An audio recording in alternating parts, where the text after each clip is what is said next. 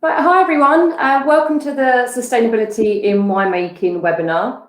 My name's Charlotte and I'm an export manager with Boutinot International, and I'm joined by John Leach, who is the commercial director from Araldica Vini. You may have missed John's webinar earlier. If you did, it's been recorded so you can catch up on it. But John, can you just let us know a little bit about Araldica for anyone that might have missed that earlier? Yeah, sure. I'll try to introduce myself. I'll try to introduce a little bit about Araldica, and then we'll get on to the sustainability topic. I've been in role now, I think 9 years at Araldica, but have known the winery, the vineyards, since 2000, 2001. When actually I was on the Boutinot side of the fence and did all the national accounts, and formed a great relationship and great friendship. It continued from there, and then I joined directly in, I think, 2012. So now Araldica is a cooperative seller. We're based in Castiglione, which is in the Asti zone. It's the central Piemonte belt, not as far southwest as Alba, Barolo, Barbaresco, although we do have some members there and still produce wines from there. And then further east, Gavi area, which we got into in 2002, 2003, and which now represents not quite a quarter of what we do in Piemonte. But Gavi is enormously important to us as well. About 900 hectares under vine, and around 200 grower members. So we were brought together in the 50s, funnily enough, by the village priest, who just got a group of farmers to band together. I like a cooperative structure. It's genuinely that. It's collective, it's collegiate. It means that we have a low cost base, and we're able to invest. So there are some enormous benefits to it, and I tend to view our members very much as, I suppose, our shareholders.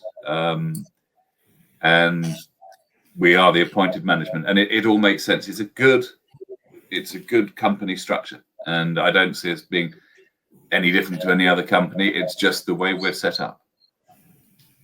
Okay, so I suppose you've seen as well from a producer point of view that sustainability has become a really hot topic in the last few years, but quite a broad umbrella topic as well. So I know that we receive a lot of inquiries that would fall into the umbrella of sustainability, whether that's to do with PET or lightweight glass or our shipping methods or something like that. But we're also receiving a lot of inquiries about local sustainable certifications. So that might be Vieta in South Africa, Sustainable Wines of Great Britain, HVE in France, that you may have seen Julien from Domaine Boutinot talk about earlier, and of course of Italy. But for me, I think that there's some confusion with the consumer, because each of these certifications and each country has its own set of guidelines, its own rules, and its own understanding of what it means. So just to kick off, I'm interested to know what you believe sustainability to mean in general, you know, Araldica aside, but just the umbrella term. Okay. First of all, I'd say there was no single watershed moment. It was a path that I think we were on before we knew we were on it. For us, sustainability isn't one area. It's not just the vineyard. It's not just winemaking or health and safety. It's not just the way we conduct our business. It's all of those things and probably more. And things like the environmental, social things we were doing 20 plus years ago. I talked to you about water treatment. We actually installed the water treatment plant for the whole of the village for Castiglione 20 odd years ago. And then solar panels, photovoltaic, we put those on the roof 10 years ago. So these things, there was a creep, there was already a direction of travel. We were moving towards it. Finding a way to quantify it and establish what it means. We needed the standard to be written, the SQNPI. And that's the right one for us. We'd looked previously at organic, and I think generally it was probably too narrow for us. It didn't particularly suit our environment. As you can see in the slide behind or above, wherever it is, the levels of humidity, that low cloud that is actually underneath the vineyard. It's beautiful. It's a Piedmontese speciality, but it does at certain times of year clearly bring problems with rot. And so earlier in the year, we have to be able to spray to look after that. And we wouldn't want to have our hands tied completely. Equally, then talking about that social environmental side of things, if we were just organic, it wouldn't address that. So something that looks at our production methods, looks at our husbandry of the vineyard and the soil, looks at better working practices. Water is absolutely key. So there are practices now where we have, it sounds rather groovy, ultrafiltration, but just to make sure that all the winery water that's used for cleaning, lines, everything else, we can recycle as much of it as possible, rather than it going into watercourses or down to the waste treatment plant. So, John, before we get into the kind of the implementations that you've done with the winery, just to backtrack a little bit, could you perhaps just explain exactly what the SQNPI is? I believe it's a national program. It's an Italian national program, and for us, yes, it's meant so far reduction. Well, not just a reduction, now a complete elimination of herbicides. It's meant to the complete reduction of any synthetic pesticides. Actually, in that photograph that was behind, you saw the vineyard rows, and we've been tilling alternate rows to make sure that there's aeration and non-compaction of the soils. Then, yeah, we're using lighter weight bottles, we're using our own generation, all those sort of things, and they are audited to a standard. And we have auditors come in once a year. That's where we are at the moment. Going forward with the SQNPI, we have to actually show progress and an incremental process as well. So going forward, the next goals are water savings. So we've got to save 30% more water over the next 3 years, and it will go on. It doesn't stand still. So and I did look at Colm, who isn't able to join us today, but looking at the sustainability Wine GB, there are a lot of common goals, and it is, I suppose, I was trying to work out how to approach this, and I thought, it sounds a little bit like an academic essay, but if you start at the beginning, a definition, the meaning, sustainable, it's something that can be carried on, something that can be held up, and a note that is held for a long time is sustained, and that is what sustainable means to us. It's about making sure that what we are currently doing can be done in the future, and that it's not a corrosive or exhausting process. It's about making sure there's something to hand on. So I suppose that really starts in the vineyard, and we see a lot about with sustainability, maybe respecting the environment, maintaining biodiversity. I know you said that there's been things that you've been doing a long time, but have there been any changes that you've had to make in the vineyard in order to meet the SQNPI certification? You mentioned herbicides and tilling the soil. Can you just explain a little bit more about that? Okay. So let's have a start. Yes, we have completely eliminated herbicides. It sounds like a huge step change. It was a very simple sort of prosaic solution, and it was to buy mowers, to buy weed cutting equipment. Now, at the same time, you don't want to completely eliminate it. And I think the problem with herbicides is that if you completely eliminate the ground cover, you don't have something holding the integrity of the soils. You're more likely to have erosion, landslips. Actually, if we have a look at the second slide in that one, you can see the scars. That's the opposite hillside of Cascinone to us. It's actually not our ownership. On the left-hand side of that photograph, just by that first landslip, you would see Palazzina, where we have Barbera and Moscato planted. But back in October 19, these guys, the soil just got so rained on and so heavy, it fell off the slope. So, yeah, vineyard integrity and actually having a bit of a cover, ground cover, is important. Also, keeping it just opened up and aerated again, it gives it some strength, and it means that the soil is alive. So that, I guess, addresses the herbicides thing. Pesticides, it's a reduction at this stage. I won't say we've completely eliminated, but mainly. And that's through focused, depending on the breed or the type of insect, using pheromone tags, which smell very alluring to the insects and rather take their concentration away. They forget to breed, and they would rather spend their time with the pheromone tag. So that, rather than killing insects, we just stop them multiplying. The soil compaction thing, yeah, as I said, we're opening up, opening up those rows, and we alternate that, keeping the weeds down but not eliminating. That's the start. So is this not organic? Is it that different in the vineyard? It could actually be almost more rigorous than organic. In some ways. Do you need to farm organically to be able to farm sustainably, or do they have to be alongside each other? Okay, we don't farm organically for the reasons I've mentioned. We have now inducted that we've got a new member who joined in 2018. He does farm organically, and that might be something that we'll look to, but I don't think it encompasses enough of the steps that we'd like to see.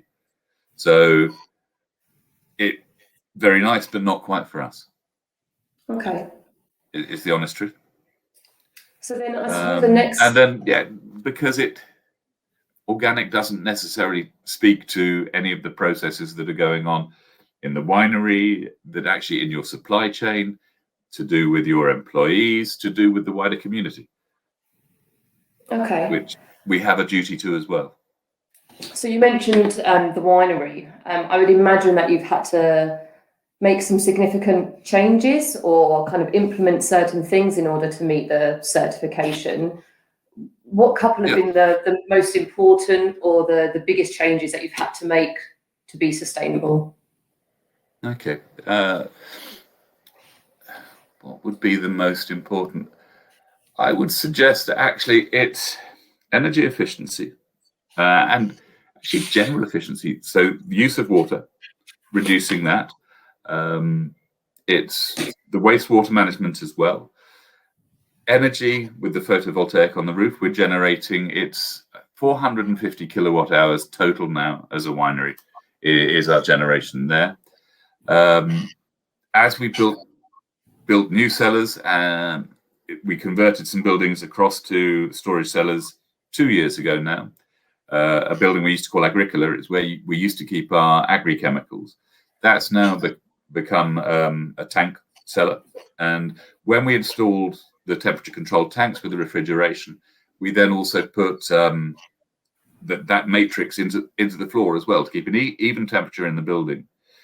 Those pipes can then go to the bottling line to warm wine up for bottling. So we store all our wine pretty much at 0 Celsius until bottling time. Well, anything that's in tank, not things that are in cask, but anything in tank. Store it at 0, then bring it up to temperature for bottling, without now having to consume electricity energy. That's something that we have to hand. So in the end, it actually, from a business perspective, commercially, it makes sense. It's not something we're doing that's adding cost. It's capital intensive at the front end, installing any of these systems. But that is actually, again, one of the benefits of being a cooperative. I mentioned the tax breaks, the fact that we can't retain any profit. So we have to continually invest in the business. And that's one thing that allows us to do this. It gives us that flexibility. And with regards, you mentioned water management.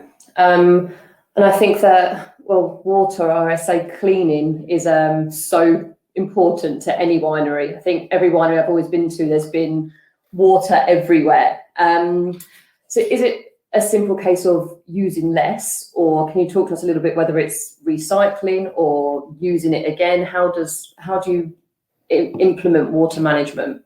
Okay, it's a number of things. Actually, first of all, one thing I do like to talk about and hadn't mentioned, but it's a new initiative that we installed at La Battestina, is we have a series of reed beds that the wastewater from the winery cascades down through one to the next to the next. There are 3 reed beds, and typically winery wastewater tends to be pretty sterile, particularly if you're using any cleaning compounds. So this actually, by the wastewater is, if you like, absorbed, metabolized by the reeds, by the plants, and at each stage it gets cleaner and cleaner. It becomes aerated again, so that you're not sending something sterile down watercourses or with any chemicals in it, and we can then return it to the environment. So that's a very natural solution. We couldn't do that at the main winery in Castelboglione because simply it's that much bigger. We will be doing some reed beds there, but we've also installed, as I said, the water treatment plant, which is effectively, it sounds very unromantic, I'm afraid, but a sewage works.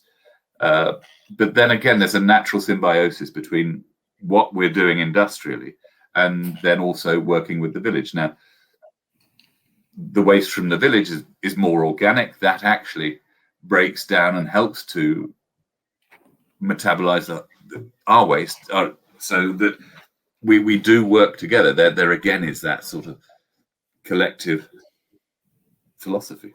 And so there's that. Finally, I mentioned ultrafiltration.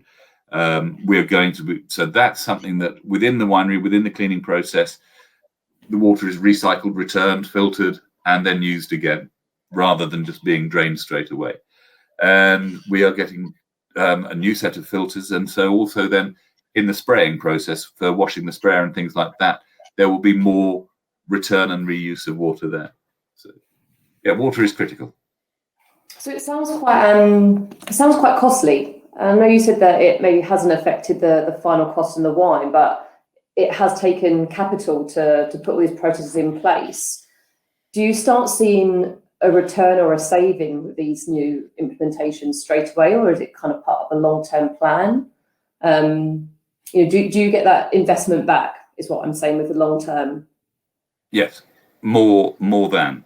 And actually things that we were doing before we signed up to the sustainability, that again, I think the amount of capex required, we were able to address. So we started using tangential filters over 10 years ago when everyone else was still possibly using membrane filters. We'd already put that level of kit in. And yes, they cost more than 200,000 units per bank of filters, 200,000 euros per bank of filters, but there are no consumables. So these things do pay for themselves.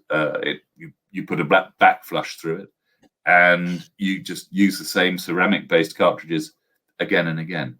So heavy at the front end, but they make business sense.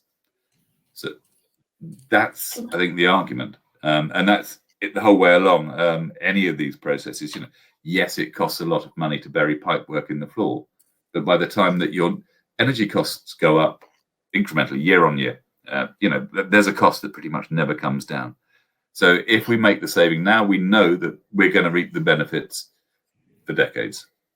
So I imagine it's having that to start with initially. For other wineries that are looking to go sustainable, it does take that initial investment to be able to convert.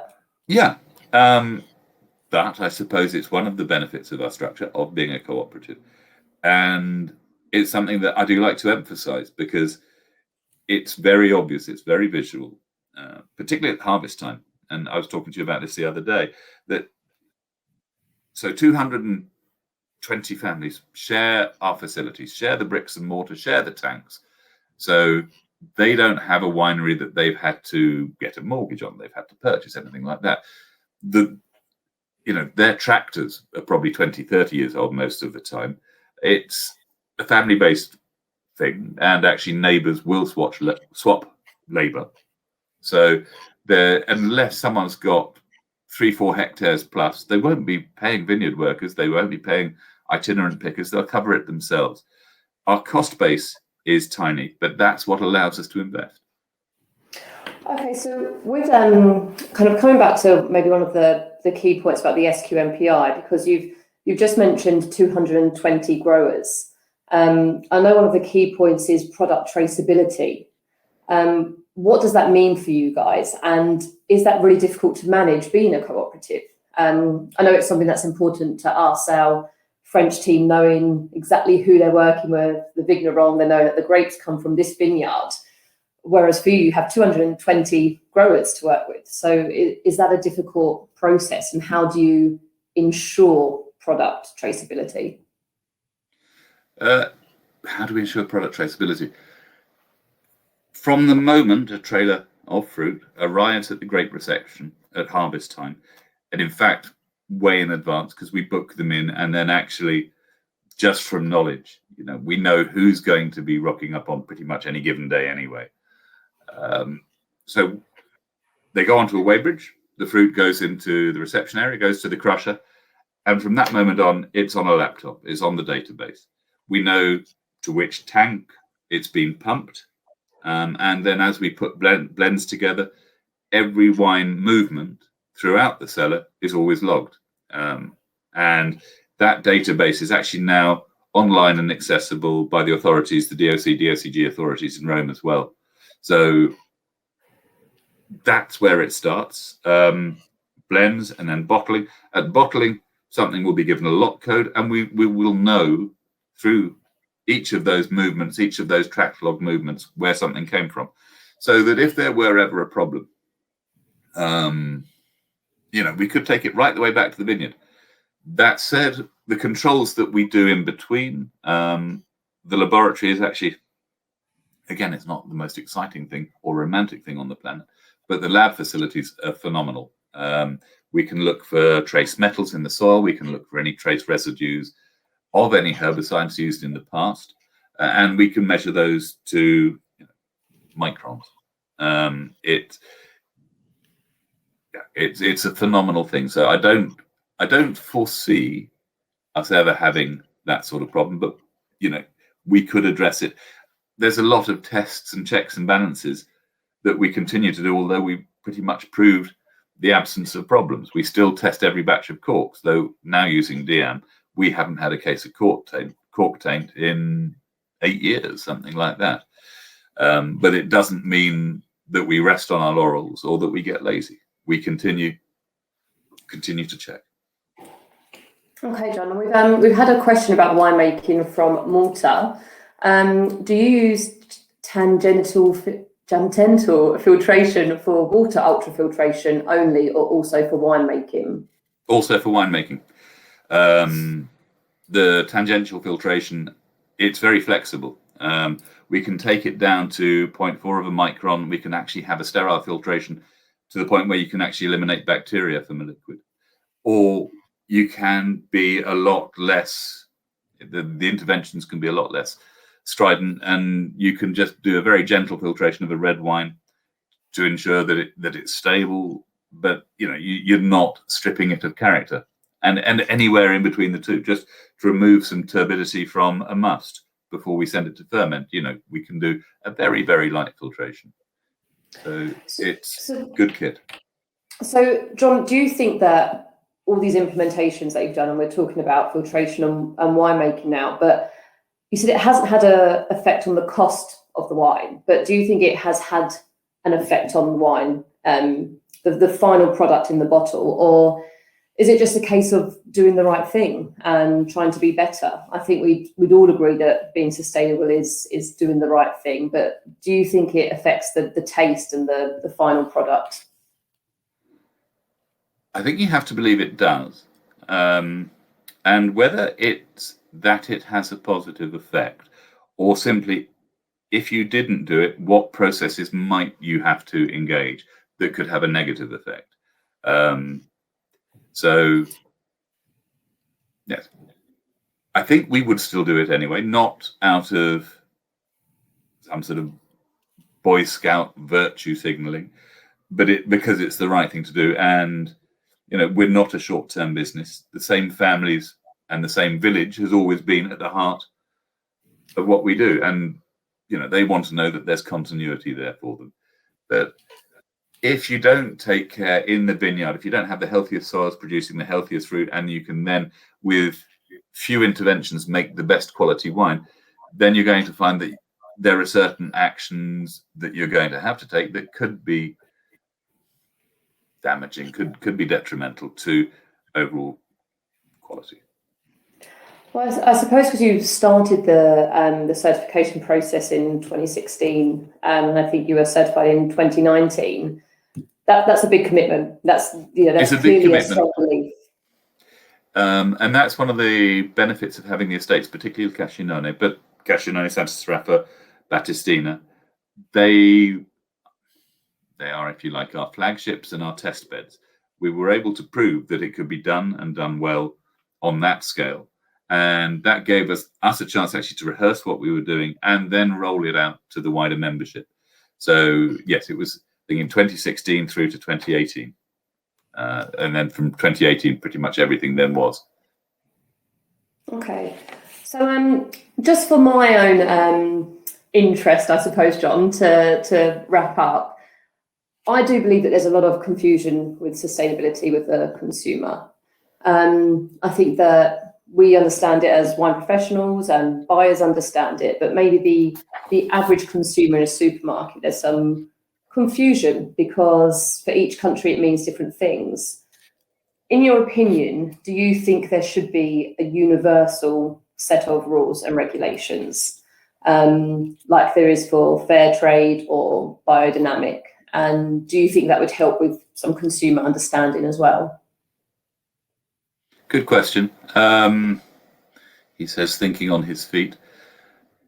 Yes, it would.